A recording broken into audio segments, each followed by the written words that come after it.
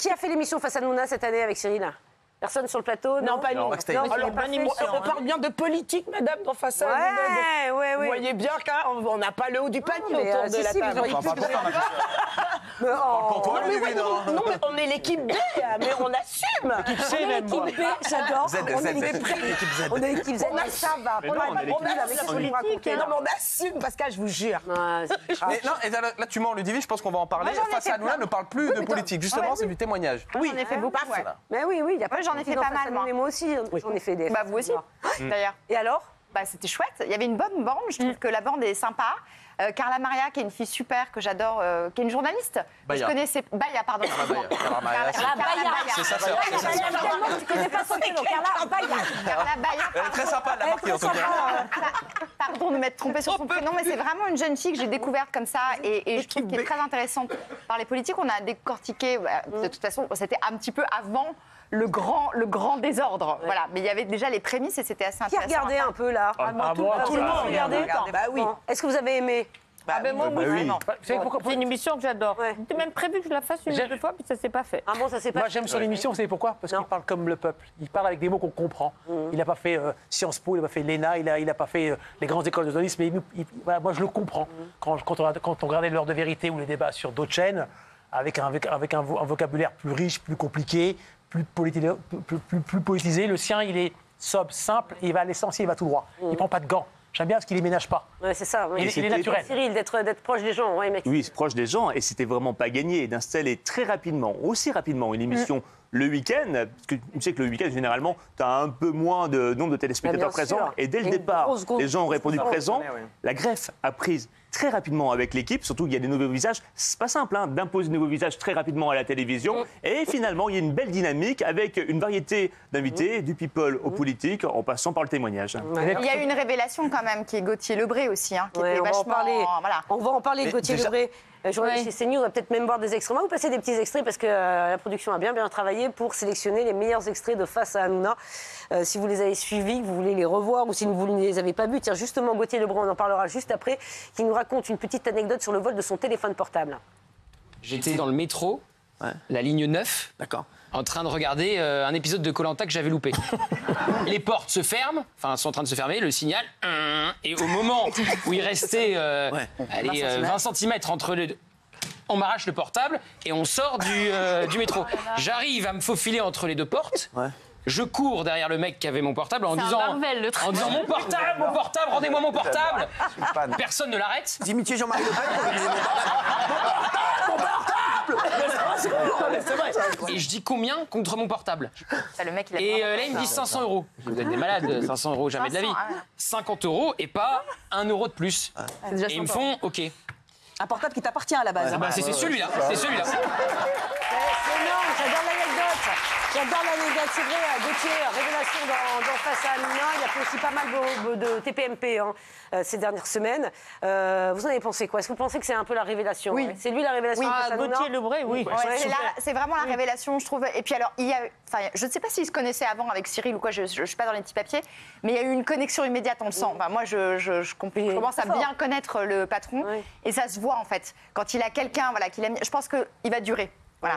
On voit quand il a parfois un petit coup de cœur pour quelqu'un et on sait que ça va être un peu éphémère. Et on voit quand il y a un vrai truc, qu'il a une admiration. Et je pense que ça matche bien avec Cyril et ça va durer. Et en plus, il va durer partout, à quelque endroit qu'il soit. Parce qu'avant d'être avec Cyril, il était déjà sur CNews. Et je trouve que c'est un journaliste... Il est encore sur CNews, d'ailleurs. Oui, mais du coup, maintenant, on parle davantage de l'émission où il peut exprimer davantage d'humour. Mais honnêtement, évidemment, il ira très loin. Et évidemment, en plus, il est drôle. Il a surtout pour son âge, pour sa jeunesse, il est expérimenté, il n'a pas peur, il affronte des gens qui ont 30 ans de métier derrière lui et il y va, il a les arguments et il a beaucoup d'intelligence, beaucoup d'intelligence. C'est vrai ça, Maxime. 28 ans. Spécialiste média. Absolument, mais qu'est-ce que tu en penses? Aujourd'hui, le talent n'a pas d'âge. À partir du moment où vous avez un savoir-faire, une capacité à intervenir et à rebondir sur l'actualité. Et puis, CNews, une chaîne d'information, c'est une bonne école. C'est l'école du direct, c'est l'école de la spontanéité. En même temps, derrière, vous devez avoir un background politique, parce qu'il se passe tellement de choses. Il a acquis toutes ses capacités, il a un savoir-faire, bravo à lui. Et j'ai l'impression aussi qu'il a un carnet d'adresses.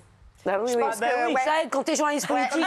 Ça aide d'avoir 2-3 numéros, ça peut aider. Je pense qu'il a des portables. Ça peut aider, pardon? Et comme vous. Oui, non, mais c'est obligé, ça fait partie du métier. Ouais. Jacques, j'ai beaucoup aimé la pirouette. Oui, quoi comme numéro, Anthony, je voudrais avoir ton avis. Ouais, moi j'aime beaucoup aussi. Je le regardais déjà sur CNews parce qu'il intervient. Et comme disait ton prénom, pardon. Laquelle, Isabelle? Nasser, moi Stéphanie, si tu veux, il n'y a pas de souci. Nasser, c'est vrai que voilà, c'est quand on a une certaine culture en même temps qu'on sait un peu tout faire. Maxime disait ça aussi. C'est vrai que c'est très important. Après, avoir de l'esprit, en effet, et puis c'est ça, de la culture et de l'humour. Et de l'humour. La répartie, le sens de la répartie. Parmi les nouveaux chroniqueurs, il y avait aussi Rost et Juliette. Vous vous souvenez, 2 candidats qui ont eu pas mal de désaccords, de chroniqueurs qui ont eu pas mal de désaccords, et on se souvient notamment de leur embrouille à propos de la RATP. Regardez. C'est ça. Je trouve insupportable qu'au XXIe siècle, en 2024, qu'on ait le mépris des classes qui continue. Je vous ai pas coupé, vous avez parlé pendant 3 quarts d'heure, on vous a pas coupé. Les deux là, donc, Pitel et Chiptel, quand elle dit que c'est une sous-culture, franchement, ça me met en colère. Parce que nous, on s'est battu pour cette musique. C'est vrai que c'est un rappeur. Nous, on s'est battu pour cette musique. Aujourd'hui, les plus gros vendeurs de disques sont les rappeurs. Évidemment. C'est désolant. Ah oui, mais non, c'est pas désolant. Nino, Jules, c'est les 2 plus gros vendeurs. Mais Jules, c'est pas vulgaire, Jules. C'est pas vulgaire. Et quand tu dis on m'appelle l'OVNI. Ah ouais, voilà. Rien à voir avec la RATP, c'est pas tout ça, c'est des RATP, c'est le rap. Voilà, je suis allée un peu trop vite. J'aurais pu avoir un... Non, mais n'importe quoi. Le rap, ouais. Alors Rost, il a été rappeur. Rappeur et producteur de musique. Oui, il s'intéresse à beaucoup de choses. Moi, je faisais les émissions de football avec lui où il était très bien avec Pascal Pro, notamment les 20h foot, les 13h foot. Et c'est très bien parce que dans les débats, il va vraiment au bout de ses convictions, quitte à se fâcher, même avec Pascal, qui à l'époque tenait l'émission. Il n'a pas peur de se fâcher. Il va vraiment au bout de ses convictions. Et c'est important en plateau d'avoir des gens qui sont prêts à s'opposer. Et c'est surtout un mec bien parce qu'il porte la voix des banlieues. Il porte la voix des gens qui n'ont pas la voix. Sacha. Non, concernant Rost et Juliette, c'est vrai que c'est 2 bonnes recrues. Et puis ils sont à l'opposé de l'échiquier politique, donc c'est toujours intéressant quand il y a du débat.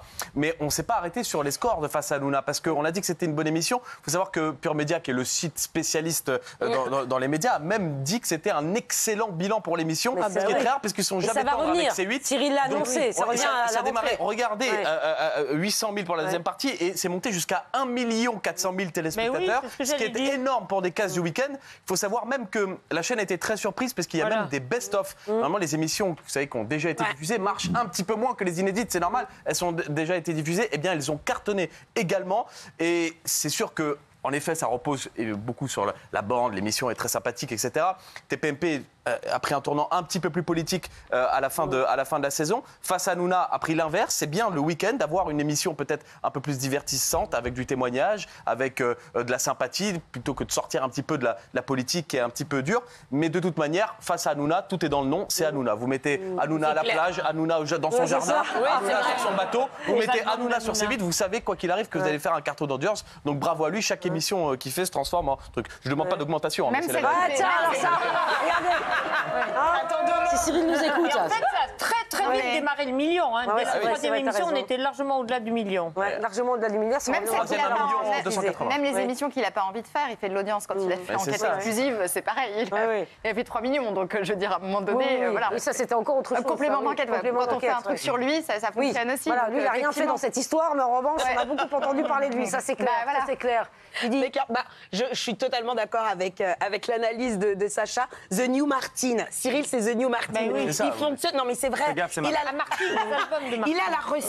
la recette. Il sait parler aux gens. Je pense qu'on a vu encore. Et même quand, après son ouvrage, ce que m'ont dit les Français et tout, Cyril, il est véritablement en connexion avec ce qui se passe et dans les urnes, et dans les rues, et dans le cœur des Français. C'est intelligent. Moi, je pense qu'au-delà de la recette, parce que la recette, ça voudrait dire qu'il y a un truc préfabriqué.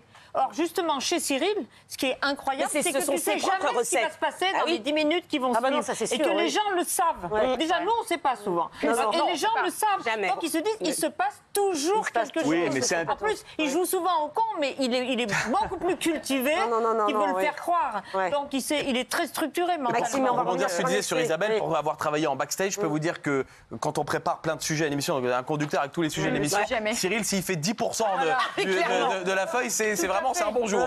Donc il a cette capacité comme ça à casser les conducteurs, à faire ce qu'il veut, à rebondir sur un truc et faire 1 heure dessus. Et je pense que c'est pour ça que que les gens le suivent parce qu'ils savent qu'il peut se passer n'importe quoi à n'importe quel moment. Bien sûr, surtout, c'est intelligemment monté. Il y a la base de TPMP, donc l'ADN, et après, avec le tempo, le rythme du week-end. Généralement, les émissions du week-end sont plus lentes, on prend le temps, on pose. On n'est pas dans les mêmes dynamiques. Il va y avoir 30 000 sujets d'un coup, on va un peu creuser davantage, on se cale sur le rythme des gens qui regardent la télévision. Bon, allez, on va passer à un petit extrait. On aime bien aussi, dans Face à Hanouna, il y avait aussi les anciens. Gilles Verdez aussi a fait pas mal de Face à Hanouna. C'est le meilleur. Qu'est-ce qu'il bosse Qu'est-ce qu'il bosse ça mais c'est un très gros bosseur aussi, Verdez, ça c'est clair. Le seul peut-être même. Qui bosse ça ne lui permettrait pas. Pas ton cœur de m'engager pour les autres. Voilà, il n'a pas hésité à prendre la parole et à donner son avis. Et même face à Christophe Rocancourt, c'est un autre extrait de Face à Hanouna qui avait fait vachement baiser. Et vous, les journalistes, dites-moi une fois où il y a eu, par la Cour des États-Unis d'Amérique, un jugement où il y a une star qui a été escroquée. Peut-être que vous en avez escroqué et que vous n'avez pas été condamné pour ça. C'est une question ouverte aussi. Avec des peut-être, on fait ce qu'on veut. Monsieur Polnareff vous a accusé mais on peut accuser tout le monde. Oui, mais voilà. Mais vous l'aimez pas, Polnareff. Non, vous l'aimez pas, vous l'avez dit. Mais moi, j'ai un avantage de la plupart des gens, c'est que je dis ce que je pense. Je suis quelqu'un de carré, je dis les choses comme elles sont. Polnareff, c'est un génie dans la musique, c'est un pianiste extraordinaire, j'ai passé des moments avec lui fabuleux, hein. Mais humainement, c'est une merde. Dis-moi ça. Je trouve que c'est là où Cyril était très intelligent, c'est de faire sur son émission du week-end du témoignage. Christophe Rocancourt, Isabelle et Patrick Balkany, une proche de l'affaire Palmade. Il y a eu aussi des dossiers sur Sardou. C'est-à-dire des sujets qui sont liés à l'actualité, mais pas dans le show. C'est-à-dire on prend un peu de recul et on a du témoignage, ce qu'on n'a pas trop dans TPMP, où c'est un peu dans l'urgence, où on traite de l'actualité qui s'est passée le jour même. Et je trouve que c'est là où il a été très intelligent, c'est le week-end de creuser un petit peu avec des témoignages passionnants comme cela. Des témoignages forts, oui. Moi, je voulais dire un mot sur Gilles Verdez que je trouve essentiel et je trouve qu'il apporte vraiment quelque chose, que ce soit la semaine et notamment aussi sur Face à Hanouna le week-end. Parce que les gens, souvent dans la rue, me disent mais comment il est Gilles Verdez et franchement, moi, je le connais depuis des années. On faisait tout ensemble sur On refait le match. Faut pas le dire. Il est complet. Et tout le monde, mais moi, je le dis parce que c'est vraiment quelqu'un d'extraordinaire, quelqu'un d'humain, quelqu'un de gentil, avec les femmes notamment, qui a jamais eu un mot. Voilà, c'est quelqu'un de vraiment extraordinaire. Il bosse, oui, vous l'avez dit, mais pas que. Moi, je voudrais entendre Isabelle. Par contre, il pense ce qu'il dit. Attends. Sur le fond, chacun Isabelle, moi, je voudrais t'entendre parce que tu es assez proche de Gilles Verdez. Moi, oui, alors je regrette de ne pas le voir davantage en ce moment parce que son actualité et la mienne divergent. Mais oui. Et d'ailleurs, tout le monde dit en dehors, il doit crier, il doit s'écrire. Non, il est toujours très silencieux. Des fois, on est en loge, on ne le voit pas. Et d'un seul coup, on dit Gilles, t'es là ? Et il est effectivement très il se cache derrière les cintres, derrière les habits, il est comme ça. Il est fâché de vous en parler. Il faut juste pas parler de politique avec lui parce que non, c'est ça. Il est absolument sincère et donc des fois, moi, ça m'hallucine. Mais c'est quelqu'un de profondément gentil et de serviable. Si vous êtes dans la merde, c'est plutôt quelqu'un comme lui vers qui il faut se tourner. Alors moi, j'ai une anecdote parce que je peux parler parce que moi, je suis venu 2 fois en libre comme ça. Et les 2 fois où je suis venu, il a pris soin de moi. Les 2 fois, il m'a dit comment me conduire. Et à chaque fois, il était à côté de moi quand il me disait qu'il m'a drivé. On va regarder un autre témoignage et vous allez me dire ce que vous en pensez. Je voulais aussi qu'on retourne sur le témoignage d'Andrea, vous savez, l'ancienne escorte de Pierre Palmade, justement. On parlait de ce dossier, regardez. Comment ça s'est passé l'organisation? Il vous dit ouais, je vais faire un week-end, on va se faire un truc? Non, on l'a fait sur un coup de tête. D'abord, on s'est rejoint dans son appartement. Le dernier, je sais plus où c'était. D'accord, pas la peine de... On a fait venir d'autres personnes. Oui. Commander plein de choses, préparer les médicaments, la nourriture, les affaires. Et on a pris un van à 4 pour partir à Célé-en-Bière. D'accord. Et quand vous dites les médicaments, ça c'est quoi? Les médicaments, c'est pour gérer les descentes. Donc quoi, vous avez drogue, médicaments, alcool? Oui. Qui a amené la drogue? C'est lui qui payait tout? Oui, c'est lui qui payait tout. Moi, j'ai jamais eu besoin de payer. Il m'a invité pour que je vienne me défoncer avec lui. Mais là, il ne vous payait plus pour des relations sexuelles. Là, c'était, vous étiez... Il payait pour faire des jeux. Ça allait exciter. Alors, c'est des témoignages, effectivement. Ça, c'est un peu aussi la spécificité de Cyril, c'est qu'il arrive à avoir des témoins sur le plateau qui sont assez hallucinants. Anthony, c'est vrai que c'était cette histoire, il y a eu beaucoup de rebondissements dans l'affaire Palmade. Faire venir, effectivement, des témoins, c'est très compliqué parce que... ça, c'est la force de Cyril, vous le disiez, totalement. Oui, c'est ça, c'est sa force, effectivement. Et puis, là, on tombe quand même sur un sujet qui est un peu touchy, quand même. On est dans le graveleux, là. On est dans le dark. Quelqu'un à visage découvert qui vient sur le plateau et qui vient dire, bon, ben voilà ce qui s'est passé. c'est quand même une force. Pour une émission, c'est une force, parce que forcément, on va avoir un témoignage fort, et c'est très important. En revanche, la question que je me pose, pardonnez-moi, hein, mais où est la décence là-dedans? Je veux dire, quand vous venez, il y a cette jeune fille qui est venue témoigner, il y a aussi l'ex de Pierre Palmade qui veut parler partout pour raconter tout. Tu dis les témoins, ils n'ont pas honte de venir sur le plateau pour raconter Non, des témoignages comme ça, honnêtement, à un moment donné, voilà, moi je suis pas très à l'aise avec ça, je trouve qu'il y a un peu de voyeurisme, surtout de la part des gens qui regardent. Et en même temps, je regarde aussi, donc je le suis un petit peu. C'est très fort, au contraire. Oui, bien sûr que c'est... Non, mais attends, c'est fort, très puissant, mais c'est puissant, bien évidemment. Mais où est la décence, quelque part, quand tu racontes des choses comme ça? J'aime pas trop, j'aime pas trop l'intimité des... Je suis pas forcément d'accord. Je pense qu'en plus, il est pas forcément d'accord avec qu'on raconte un peu sa vie privée. Je pense que tous, autant qu'on est autour de la table, on n'aimerait pas non plus. Après, les témoins, on les force pas à venir. Ils viennent, il y a une parole qui est déployée. Il y a peut-être aussi un besoin de s'exprimer auprès du grand public. Personne n'est forcé de parler et de venir s'exprimer sur le plateau. Ce que veut dire Anthony, c'est que tous les témoignages sont peut-être pas bons à entendre pour l'interrogation, c'est ça? Mais c'est pas que c'est pas bon. C'est comme il y a son ex qui était venu, soi-disant, je sais plus que le prénom de ce garçon, mais à un moment donné, stop. T'es là, soi-disant, pour raconter ce que t'as vécu. Personne t'a demandé de raconter tout ça à tout le monde. Ouais, c'est quand même. J'ai été en contact moi avec Andrea avant l'émission pour lui faire ce qu'on appelle une pré-interview, voilà, pour savoir ce qu'il allait dire. Oui, parce que. Alors attendez, moi je veux que les téléspectateurs, voilà, ça c'est très important ce que tu dis, parce que nous ça fait partie des affaires courantes. Mais il faut savoir qu'il y a personne qui vient sur le plateau sans qu'avant les équipes de TPMP, de Face à Hanouna et parler, échanger longtemps avec les intervenants pour bien voir, voilà, pour faire attention qu'ils ne disent pas tout et n'importe quoi sur le plateau. Donc, c'est toi qui a parlé à Andrea. Une séquence comme ça, à l'antenne, ça dure 15 à 20 minutes, c'est moi. Combien de temps t'as échangé avec Andrea? Plusieurs jours. Plusieurs jours, et à chaque fois qu'on l'a eu, c'était minimum 1 heure, quoi. Pour au final avoir une séquence de 15-20 minutes avec Cyril qui pose les questions qu'il a envie de lui poser. Mais pour elle, c'était une manière de se confier, d'une thérapie. C'était une manière pour elle de se libérer de ce témoignage-là, parce qu'il faut savoir qu'elle était avec Pierre Palmade 2 heures avant l'accident. Donc c'est un témoignage clé. Donc c'est pour ça que quand Anthony disait tout à l'heure qu'il trouvait ça indécent, moi je comprends qu'il puisse ne pas aimer le témoignage, mais c'est là la force de Cyril, c'est d'avoir des témoignages qui sont liés à l'actualité. Il faut savoir que Pierre Palmade, c'était un carton pour toutes les chaînes info, pour l'émission, et là, la voix, non, mais bien évidemment, mais on en reparlera après, on revient dans un tout petit instant.